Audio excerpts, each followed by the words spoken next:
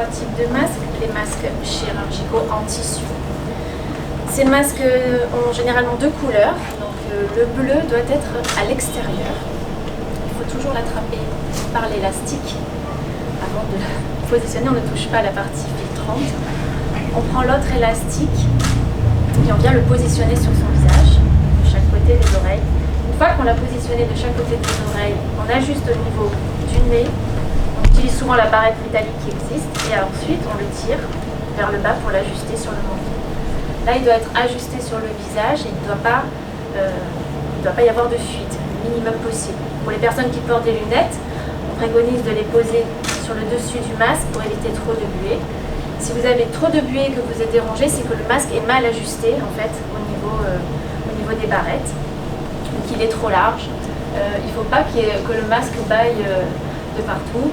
Il ne faut pas mettre son masque sous le menton. Il ne faut pas mettre son masque sous le nez. Il faut le porter de manière correcte. Une fois qu'on l'a porté, on ne doit plus le toucher pendant 4 heures. Ce qui n'est pas évident puisqu'on a tous tendance à se toucher le visage en permanence. C'est quelque chose et des nouveaux gestes, un réflexe qu'il va falloir avoir. Si vous sentez, si le masque devient humide avant les 4 heures, il faut le changer puisque ça veut dire qu'il est saturé. Donc son pouvoir filtrant n'est plus opérant. Donc à ce moment-là, il faudra l'enlever. Ensuite, il y a une tolérance aussi qui existe.